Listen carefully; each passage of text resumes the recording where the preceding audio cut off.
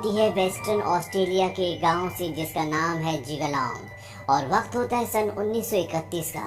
इस गांव में आदिवासी लोग रहते हैं। पिछले 100 साल से गोरे लोग इन आदिवासियों को इनकी ज़मीन को बढ़ाने से रोक रहे हैं और अब यहाँ पर एक कानून बना है और इस कानून के हिसाब से जितने भी आदिवासी हैं इन सब की जिंदगी पर वाइट यानी कि गोरे लोगों का हक है। इन आदिवासियों का एक लीगल गार्डियन बनाया जाता है जिसका नाम है एवो नेविल।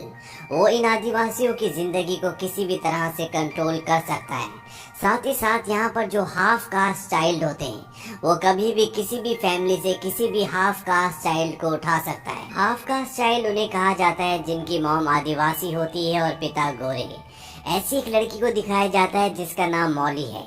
इसकी उम्र अभी मात्र 14 साल है और ये अपनी मॉम के और अपनी नानी के साथ रहती है। इसके डैड अब इनके साथ नहीं रहते क्योंकि वो फिंस बनाने का काम करते हैं। दरअसल इस वक्त ऑस्ट्रेलिया में हजारों मील लंबी फिंस की यानी कि तारों की दीवार बनाई जा रही है ताकि ईस्ट ऑस्ट्रेलिया से जितने भी खरगोश और दूसरे जानवर हैं वो वेस्ट की तरफ ना आ सके क्योंकि सब के सब फसलों को खराब कर देते हैं।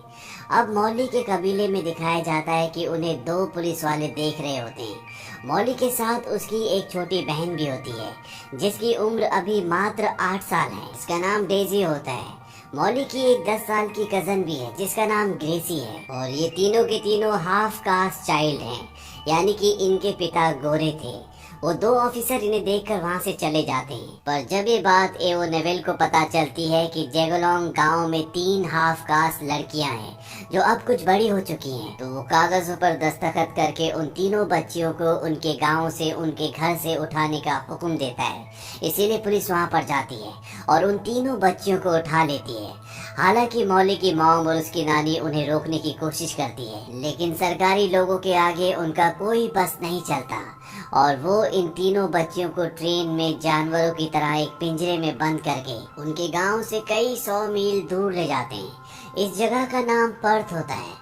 यहाँ पर मिशनरीज काम करती है जहाँ पर वो हाफ ब्लड चाइल्ड को घर के सारे काम खेती के सारे काम सिखाते हैं ताकि वो वाइट लोगों के घर पर काम कर सके और आगे चलकर वो वाइट लोगों के साथ शादी कर ले क्योंकि मिस्टर नेविल का मानना होता है कि 3 जनरेशन के बाद हाफ कास्ट चाइल्ड का जो ब्लड होता है जो उनके अंदर सेल्स होते हैं वो पूरी तरह से बदल जाते हैं और उनके बच्चे पूरी तरह से वाइट बच्चों में कन्वर्ट हो जाते हैं। और एक यही कारण होता है कि आदिवासियों के उन बच्चों के जिनके पिता वाइट होते हैं उन बच्चों को वहाँ से छीन कर यहाँ पर ले आते हैं।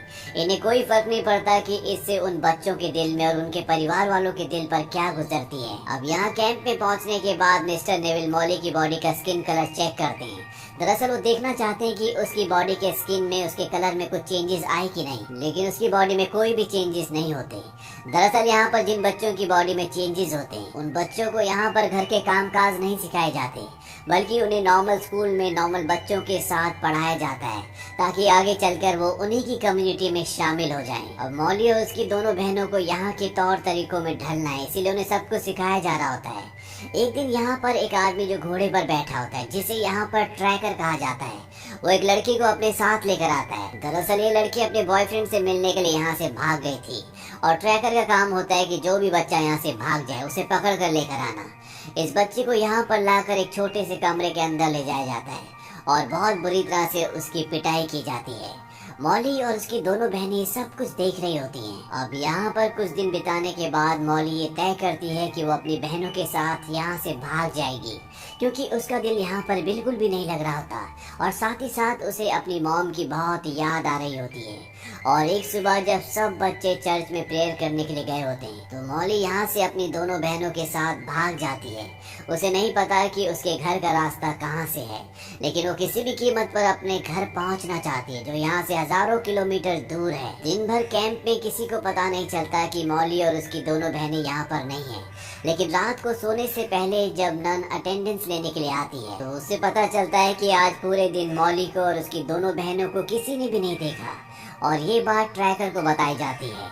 ट्रैकर बच्चों को ढूंढने में बहुत शार्प होता है उनके कदमों के निशान से और अलग अलग निशानियों से पता लगा लेता है कि बच्चे किस तरफ गए होंगे और उसे कदमों के निशानों से पता चल जाता है कि मौली और उसकी दोनों बहनें किस तरफ गई हैं।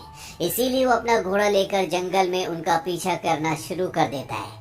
वहीं मॉली और उसकी बहनों को दिखाया जाता है कि वो लगातार भाग रहे होते हैं क्योंकि वो किसी भी तरह से इस जगह से निकलकर अपने घर पहुंचना चाहते हैं। इन तीनों को कैंप से निकले हुए आज पूरे 2 दिन हो चुके हैं और ट्रैकर भी लगातार इनका पीछा कर रहा होता है। मॉली को पता है कि ट्रैकर उनके पीछे है, इसीलिए जब एक नदी आती तो मॉली अपनी बहन का बैग मांगती है और वो उस बैग को एक झाड़ के ऊपर रख देती है ताकि ट्रैकर को ये लगे कि वो उस तरफ गए हैं। और मॉली जानबूझकर पानी के रास्ते आगे बढ़ना शुरू कर देती है ताकि ट्रैकर को उनके पैरों के निशान ना मिले। लेकिन ट्रैकर भी बहुत शातिर होता है, वो उनकी इस चाल को समझ जाता है और वो मॉली और उसकी दोनों बहनों के पीछे जाना शुरू करता है। मॉली और उसकी बहनों को पता चल जाता है कि ट्रैकर उनके आसपास ही है और ये तीनों के तीनों झाड़ियों में छुप जाते हैं, इसीलिए ट्रैकर इन तीनों को नहीं देख पाता। और जब ट्रैकर वहाँ से निकल जाता है तो ये भी आगे का सफर तय करते हैं। ये तीनों के तीनों भूखे हैं और तभी इन्हें 2 आदमी देखते हैं जो इन्हीं की तरह आदिवासी हैं। उनके पास शिकार होता है और वो मॉली और उसकी बहनों के कपड़े देखकर इन तीनों को देखकर समझ जाता है कि ये तीनों के तीनों कैंप से भाग कर आई हैं। साथ ही साथ उसने ट्रैकर को नदी के किनारे देखा होता है। वो इन तीनों को बताता है कि वो ट्रैकर बहुत स्मार्ट है, आज तक जो भी कैंप से भागा है उन सबको पकड़ कर वो वापस कैंप में लेके आए। वो इनसे पूछता है कि तुम्हें कहाँ जाना है। मॉली कहती कि जिगलॉन्ग। वो कहता है जिगलॉन्ग यहाँ से कई 100 किलोमीटर दूर है, तुम्हारा रास्ता बहुत लंबा है।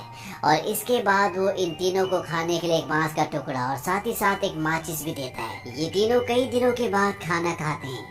वहीं मिस्टर नेविल को पता चल चुका है कि तीनों बच्चियां कैंप से भाग चुकी हैं और ट्रैकर जो कि उनका पीछा कर रहा था, एक नदी के बाद उसे उनके निशान मिलना बंद हो गए हैं। और ये बात मॉली की मॉम को भी पता चल जाती है कि उसकी तीनों बच्चियां कैंप से भाग चुकी है और इस बात से उसे खुशी होती है क्योंकि वो चाहती है कि उसकी दोनों बेटियां और उसकी बहन की जो बेटी है वो तीनों के तीनों जल्द से जल्द घर पहुंच जाएं।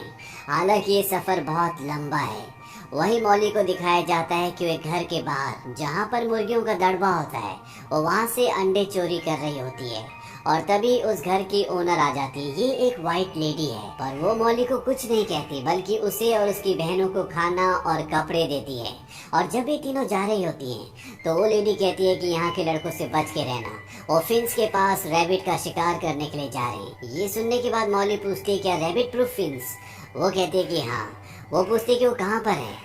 व्हाइट लेडी उसे इशारा करके बताती है कि वो ईस्ट की तरफ है और ये तीनों की तीनों बहनें अब फिन्स की तरफ जाना शुरू कर देती हैं क्योंकि मॉली जानती है कि अगर ये तीनों की तीनों फिन्स के सहारे जाएंगी तो ये सीधा इनके गांव जिगलॉन्ग पहुंच जाएंगे। और जब ये तीनों फिन्स तक पहुंचते हैं तो मॉली को बहुत खुशी होती है क्योंकि वो जानती है कि यही फिन्स उसके घर तक जाती है जहां पर उनकी मॉम उनका इंतजार कर रही है। वहीं दूसरी तरफ मिस्टर नेविल को पता चलता है कि 4 दिन पहले इन बच्चियों को फिन्स के पास एक गांव में देखा गया था और वो समझ जाते हैं कि ये फिन्स के जरिए आगे बढ़ रहे हैं, यानी कि फिन्स के सारे अपने घर तक पहुंचना चाहते हैं। और वो मैप देखकर कैलकुलेट करते हैं कि कुछ दिनों के बाद ये तीनों बच्चियां फिन्स के सहारे चलते हुए एक टी पॉइंट पर पहुंचेंगी। इसीलिए वहां पर वो ट्रैकर को और अपने एक और आदमी को तैनात कर देते हैं ताकि जब ये बच्चियां वहां पर पहुंचे तो वो इन्हें पकड़कर वापस कैंप ले आए। वहीं मॉली की सबसे छोटी बहन चलते चलते थक जाती है और वो बैठ जाती है क्योंकि उसके पैर भी छिल चुके होते हैं।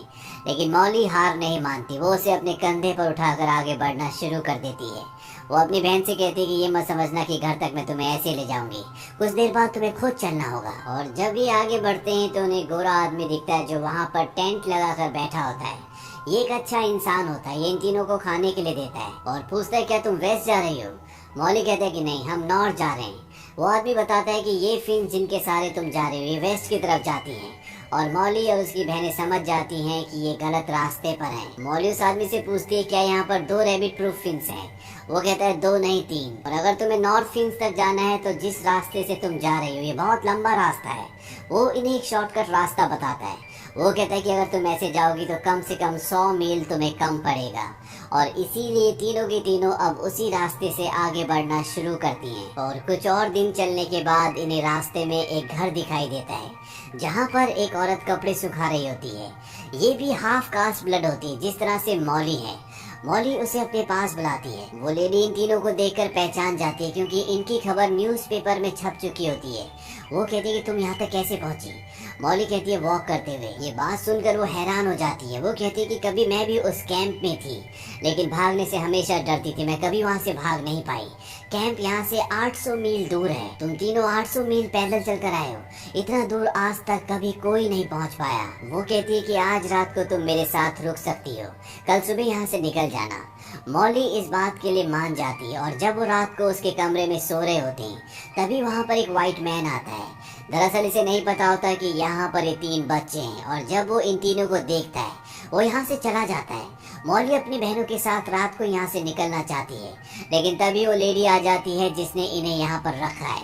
वो कहती है कि तुम्हें जाने की जरूरत नहीं है, वो किसी को कुछ नहीं कहेगा। मॉली उसकी बात मान जाती है, लेकिन कुछ ही देर बाद इन तीनों को गाड़ी की आवाज़ सुनाई देती है। मॉली समझ जाती है कि इन्हें पकड़ने के लिए यहाँ पर लोग आ चुके हैं, इसीलिए वो अपनी दोनों छोटी बहनों को लेकर घर के पीछे झाड़ियाँ होती है वहाँ पर छुप जाती है और साथ ही साथ अपने पैरों के निशान भी मिटा देती है। यहाँ पर ट्रैकर और वो लोग आते हैं जो इन तीनों को ढूंढ रहे हैं, लेकिन अंधेरा होने की वजह से वो इनके निशानों को नहीं देख पाते। वो कहते हैं कि कल सुबह हम उन्हें ट्रैक करेंगे। अगली सुबह ट्रैकर यहाँ पर आता है और वो देखता है कि वहाँ पर पत्तों के घिसटने के निशान होते हैं। वो समझ जाता है कि इससे मॉली ने अपने पैरों के निशान मिटाए थे, इसीलिए रात को उन्हें वो निशान नहीं दिखे। लेकिन मॉली और उसकी दोनों बहनें रात को यहाँ से निकल चुके थे, इसीलिए वो अब ट्रैकर से बहुत दूर हैं।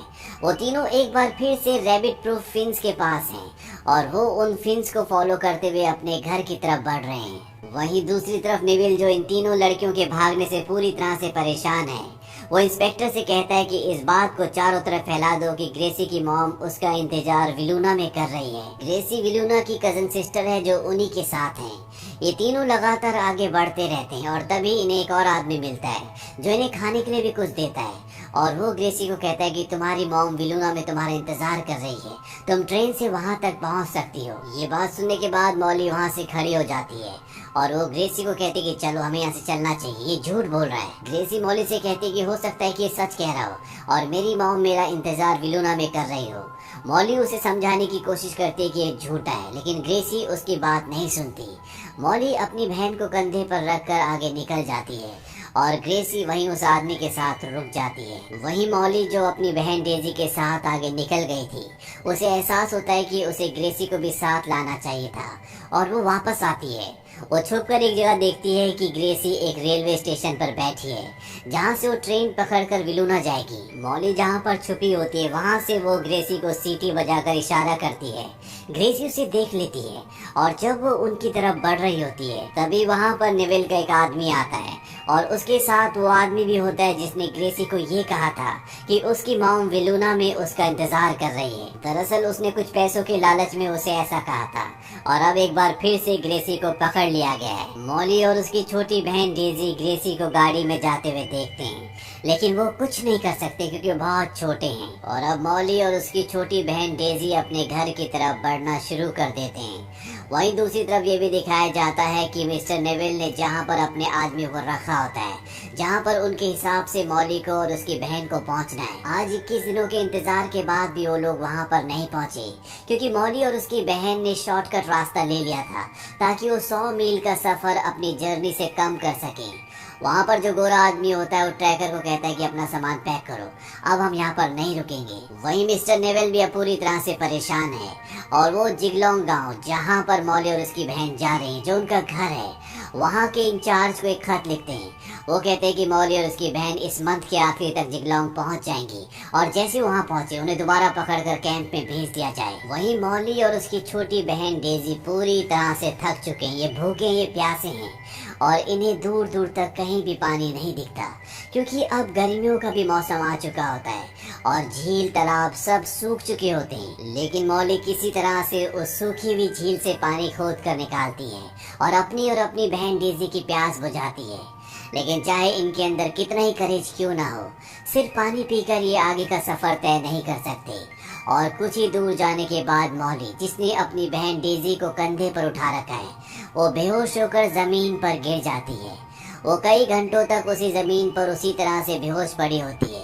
उसकी बहन डेजी भी बेहोश है और सुबह उसे एक चील की आवाज़ आती है और वो खड़े होकर उस चील को देखना शुरू कर देती है। उसकी मॉम ने उसे बताया था कि ये आत्माओं का पक्षी है, ये हमेशा तुम्हारी देखभाल करेगा। और अब उस पक्षी को देखने के बाद मौली को हिम्मत आती है और वो नॉर्थ फिंच तक भी पहुंच चुकी होती है, जो उससे कुछ ही दूर होती है।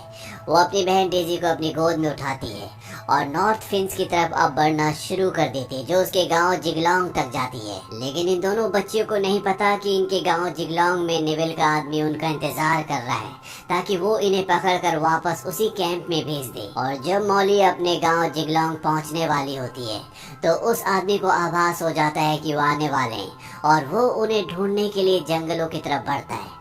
लेकिन वहाँ पर मौली और मौली की नानी भी होती है। मौली के मोम के हाथ में जो लकड़ी होती है, जो आगे से बहुत शार्प होती है, जिससे शिकार करते हैं, वो उस लकड़ी को लेकर उस ऑफिसर की तरफ बढ़ती है।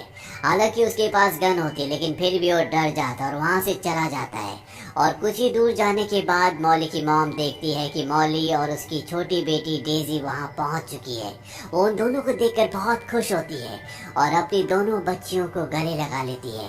मौली कहती है कि हम ग्रेसी को नहीं बचा पाए, वो उसे पकड़ कर ले गए। इसके बाद मौली की मॉम और उसकी नानी वापस जिगलॉन्ग गांव नहीं लौटते, क्योंकि उन्हें पता है कि अगर ये लौटे तो नेविल के आदमी इन्हें दोबारा पकड़ कर ले जाएंगे। इसीलिए वो अपनी दोनों बच्चियों को लेकर बिहार में चले जाते हैं, ताकि नेविल और उसके आदमी कभी भी उन तक ना पहुंच सके। वहीं दूसरी तरफ नेविल को दिखाया जाता है, जो अपने आदमियों से कहता है कि हमारे पास इतना फंड नहीं है कि हम मौली और डेजी को दोबारा ढूंढ सके, इसीलिए हम इस केस को यहीं पर बंद करते हैं। मौली और उसकी बहन डेजी को अपने घर तक पहुंचने के लिए 9 हफ्ते यानी कि लगातार 63 दिनों तक चलना पड़ा था, क्योंकि उनका घर उस कैंप से जहां पर उन्हें रखा गया था वहां से 2400 किलोमीटर दूर था।